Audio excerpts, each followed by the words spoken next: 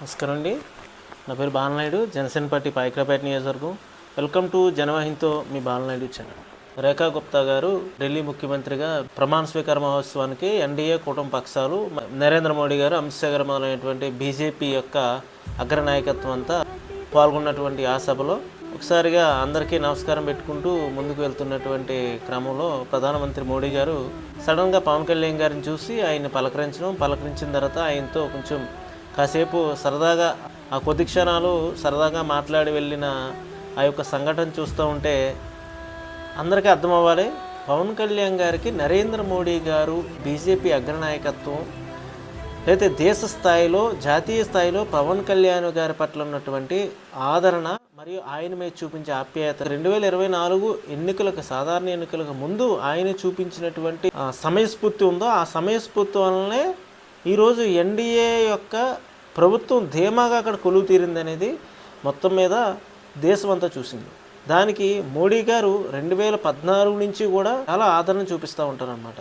ఎందుకంటే ఈయనలో ఉన్న నిజాయితీ దేశానికి, సమాజానికి మరియు ప్రజలకి ఏదైనా చేయాలి అనే తపన్నే ఆయన మొదటి నుంచి కూడా కనిపెట్టాడు అనమాట. ఈరోజు ఒక ప్రపంచ స్థాయిలోనే అగ్రగామి నాయకుల్లో టాప్ 5లో ఉన్నటువంటి నరేంద్ర మోడీ గారు ఈరోజు పవన్ కళ్యాణ్ గారిని అంత ఆప్యాయంగా మాట్లాడుతుంటే అక్కడ ఉన్నటువంటి నేషనల్ మీడియా కూడా అడిగారు, ఏమైనా జరిగింది, ఏం మాట్లాడతారంటే ఆయన స్థాయి అంత స్థాయి. నిజమైన దేశభక్తుడు ఈరోజు మోడీ గారు. అటువంటి దేశభక్తుడు ఇంకొక దేశభక్తుడినే గుర్తించగలుగుతాడు, అదే పవన్ కళ్యాణ్ గారు. కాబట్టి ఇక్కడ మన ఊళ్ళల్లో చిన్న చిన్న షాపుల దగ్గర కూర్చొని, రచ్చబండల దగ్గర కూర్చొని సొల్లు కబుర్లు చెప్పుకునే కొందరు పనికిమాలిన సవట్లకి తెలియజేసేది ఏంటంటే, ఎవరు పడితే వాళ్ళు ఏది పడితే అది అవాకులు చవాకులు పేలమాకండి పవన్ కళ్యాణ్ గారి పట్ల. పవన్ కళ్యాణ్ గారు ఒక సమున్నతమైనటువంటి స్థాయిలో ఉన్నవాళ్ళు. అటువంటిది విచక్షణారహితమైనటువంటి మాటలు, వ్యాఖ్యలు చేసి ఆయన్ని ఫేమ్ చేయాలని నిరంతరం కష్టపడారు. మొన్న వరకు ఆయన గంగానది ప్రయాగరాజ్ వెళ్తే పవన్ కళ్యాణ్ గారు కుటుంబ సమేతంగా వెళ్ళి ఆయన పుణ్యస్నానం ఆచరించి వస్తుంటే ఆయన బాడీ మీద బాడీ షేమింగ్. అంటే మీరు మనుషులా లేకపోతే మృగాలరా? ఎందుకంటే గురువింద గింజ మొత్తం దాని వెనకాల ఉన్నటువంటి నలుపుని చూసుకోదట, ఎరుపుని చూసి పొంగుతుందట. గురువింద నీతిని ప్రదర్శించి మాకండి. వీళ్ళు డిబేట్లు పెట్టేసుకోవడం, వీళ్ళ ఛానల్లో మాట్లాడేసుకోవడం, ఆయన జంజం వేసుకున్నాడని, ఆయనకేమో పొట్టొచ్చిందని, పొట్టొత్తేంది బట్టొత్తేందిరా బట్టనాయాల మిమ్మల్ని అందరూ తొంగబెట్టాడుగా. అంతిమంగా ఎవరైతే న్యాయ నిర్ణేతలు ఉంటారో ప్రజాస్వామ్యంలో, ఆ ప్రజాస్వామ్యంలో ఉంటే న్యాయ నిర్ణేతల మనసుల్లోంచి వచ్చినాడు నాయకుడు. అటువంటి నాయకుడే పవన్ కళ్యాణ్ గారు. దాన్ని ఇప్పటికీ గ్రహించకపోతే మీ గుడ్డు కళ్ళను ఏం చేయలేను. ఒకవైపు వీళ్ళ భయం వీళ్ళది, వైసీపీ పార్టీది, జగన్ ముఠాది. ఇంకోవైపు తెలుగుదేశం పార్టీది. వీళ్ళు ఎక్కడ జనసేన పార్టీ ముందుకు ఎదిగిపోతుందో అని వీళ్ళ భయం. ఆ మధ్య వరకు ఈ యొక్క వైసీపీ పార్టీ మధ్యలో గోతుకాన్నక్కలాగా ఎదురు చూస్తుంది. ఏమనంటే వీళ్ళిద్దరూ కనుక గొడవాడుకుంటే మధ్యలో ఏదోలా విడగొట్టి రేపొద్దున పబ్బం గడుపుకుందామని. అంత తేలికైన వ్యక్తి ఆ పవన్ కళ్యాణ్ గారు. ఇంకా 4 సంవత్సరాలు 2 నెలల కాలం ఉంది. ఈ కాలం అంతా పాలించాలి కదా కలిపే కూటమిగా బీజేపీ, జనసేన, తెలుగుదేశం పార్టీ మన ఆంధ్రప్రదేశ్లో. దాని తర్వాత కదా ఎన్నికలు అనేవి. ఎన్నికల రణక్షేత్రంలో ఏ సమయానికి ఏం జరుగుద్ది ఎవరు చెప్తారు? దక్షిణ భారతదేశంలోకి ఆయన ఏదో మొక్కుగా తీర్థయాత్రలు చేసుకుని రావడం, అది అయిపోయిన తర్వాత రావడం, ఇక్కడ ఏదో ఎన్టీఆర్ ట్రస్ట్కి సంబంధించినటువంటి ఏదో ఒక ఈవెంట్ పెడితే అందరూ టేబుల్స్ డబ్బులు ఇచ్చి ₹1,00,000 ఇచ్చి వీఐపీ టేబుల్ బుక్ చేసుకుంటే ఈయన ఏకంగా నేను టికెట్ కొనలేదు కానీ నేను వచ్చాను అని చెప్పి 50 లక్షలు ఇచ్చాడు. నారా భువనేశ్వరరావు గారి ట్రస్టీగా ఉన్నటువంటి ఆ యొక్క ట్రస్ట్కి తలసేమియా వ్యాధిగ్రస్తులకి ఉపయోగపడ్డాకని చెప్పి ఆయన హృదయాన్ని, ఆయన యొక్క దాతృత్వ గుణాన్ని అర్థం చేసుకోవాలంటే పనికిమాలిన సవట్లో ఏది పడితే అది మాట్లాడుతున్నాయి సోషల్ మీడియాలో, మరి మీడియాలో కూడా కొన్ని మెయిన్ స్ట్రీమ్ మీడియాలో కూడా. దీనికి ఆజ్యం పోసింది కూడా తెలుగుదేశం పార్టీ వాళ్ళే. తెలుగుదేశం పార్టీలో ఉన్నటువంటి ఎవరైతే కొందరు అత్యుత్సాహం పడి స్వామిభక్తి ప్రదర్శిద్దాం అనుకున్నారో ఈ యొక్క ఎమ్మెల్యేలు, లేదంటే ఎంపీలుగా ఉన్నవాళ్ళు, లేదంటే కొంతమంది మినిస్టర్లు, వీళ్ళందరూ లోకేష్ను ఉప ముఖ్యమంత్రి చేయాలని ఇలాంటి కొన్ని నాన్సెన్స్లన్నీ వచ్చాయి. అన్నీ రావడానికి పోనీ అధిష్టానం కూడా ఖండించలేదు. వాళ్ళు దావోస్ వెళ్ళినప్పుడు కూడా అక్కడ కూడా ఒక మంత్రి ఈ విధంగానే మాట్లాడాడు. సో ఇవన్నీ కూడా ఒక కూటమిలో అంటే చిచ్చు రేపడానికి ఆయన అంటే పొమ్మన లేక పొగ పెడుతున్నారా అనే చందాను కూడా ఆ మధ్య కొన్ని వార్తలు చుట్టుముట్టాయి. కానీ పొమ్మన లేక పొగ పెట్టడానికి, లేకపోతే ఏదో గెలిపించిన తర్వాత వీళ్ళ ఒడిలో పెట్టేసి 4 సంవత్సరాలు మీరు పరిపాలించేసుకోవాలి అనడానికి అక్కడ ఉన్నది పవన్ కళ్యాణ్ గారు. 6 నెలల్లో 7 నెలలు 8 నెలల్లో ఏమవుద్దంటే ఈ స్టేబుల్ అవ్వడానికి సరిపోద్ది అనమాట గవర్నమెంట్.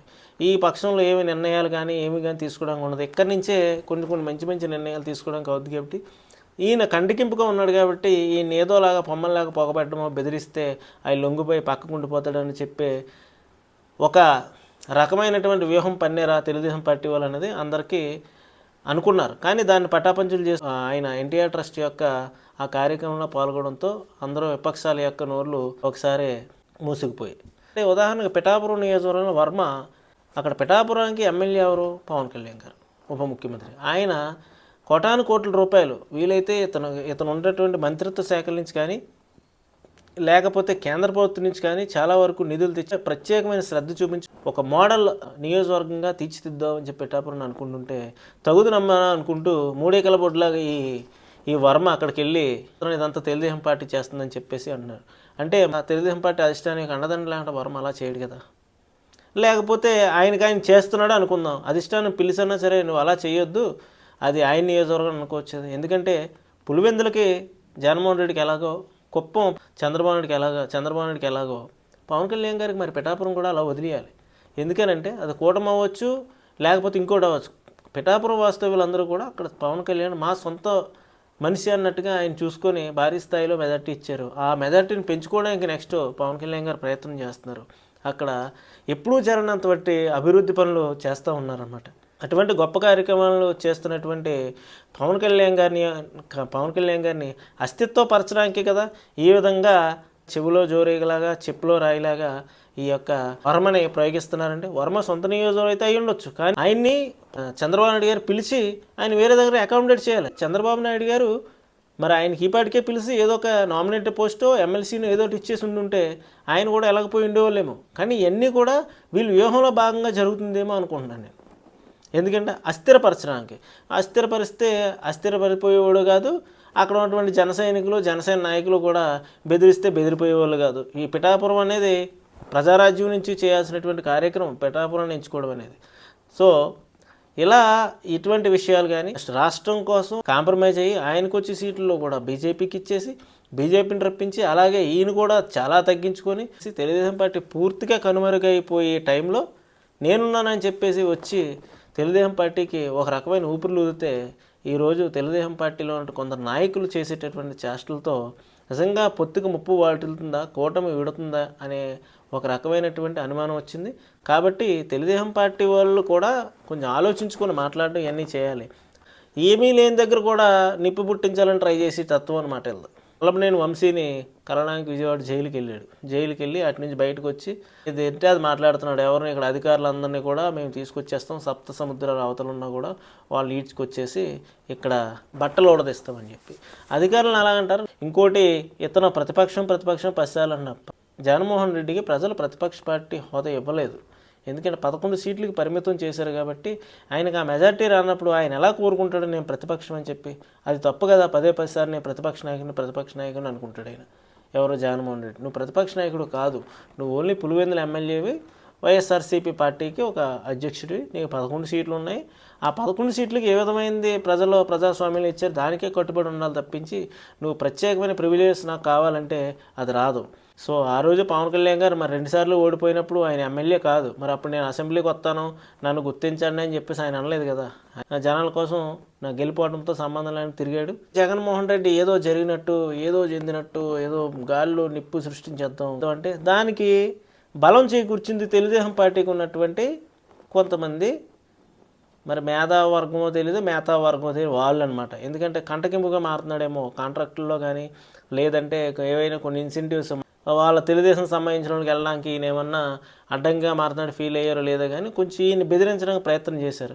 ఆ బెదిరింపుల్లో వచ్చింది ఏంటంటే వీళ్ళు కానీ ఇలా బేటలో వాడుతున్నారేమని చెప్పేసి వెంటనే వైసీపీ పార్టీ వాళ్ళు కొంచెం అవాకులు చవాకులు మాట్లాడడానికి సిద్ధపడిపోయి బలంగా మాట్లాడేస్తున్నారన్నమాట.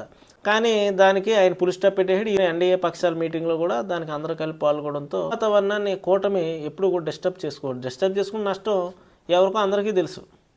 మాకన్నా కూడా జనసేన పార్టీ కన్నా నష్టం ఎవరికో తెలుసు. ఎందుకంటే జనసేన పార్టీ అనేది ఎదుగుతున్నటువంటి పార్టీ అది.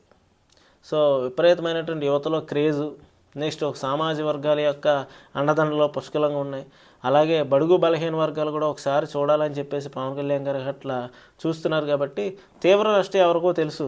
సో మొన్న ఏదో తలొగ్గు ఉన్నాడు కదా అని చెప్పి మీరు ఈ విధంగా చేస్తే ఆల్రెడీ వైసీపీ పార్టీ వాళ్ళు బలంగా బాధడానికి పక్కనే సిద్ధంగా ఉండి ఈ విధంగా గ్యాప్ సృష్టిస్తే మనం మధ్యలో పోదామనే ఒక చందంతో వాళ్ళు ఉన్నారు. కాబట్టి ఇటువంటివి వాటిని వాళ్ళకి ఇవ్వకుండా ఎవరి పదవులు వాళ్ళు చేసుకుంటున్నారు. కాబట్టి జాగ్రత్తగా ఈ 4 సంవత్సరాలు ప్రభుత్వం ద్వారా ప్రజలకి కొంచెం మంచి చేస్తే చాలా బాగుంటుంది. ఈ విధంగా వెళ్ళి అంతే తప్పించి ఈ విధమైన ఊహాజనితమైనటువంటి వాటికి వీళ్ళు చేసేటటువంటి నోటితో చెప్తున్న అసలుతో ఎక్కించే యొక్క చర్యలు మంచిది కాదు. ఈ రాజకీయాలు పాత రాజకీయాలు, దాన్ని తెలుగుదేశం పార్టీ కూడా పూర్తిగా అర్థం చేసుకొని మానేస్తే బాగుంటుంది. ఈ విధమైనటువంటివి ఊహలకి బలం తెలుగుదేశం పార్టీ చేకూర్చదు అని చెప్పేసి తెలియజేసుకుంటూ సెలవు తీసుకుంటున్నాను. జై జనసేన.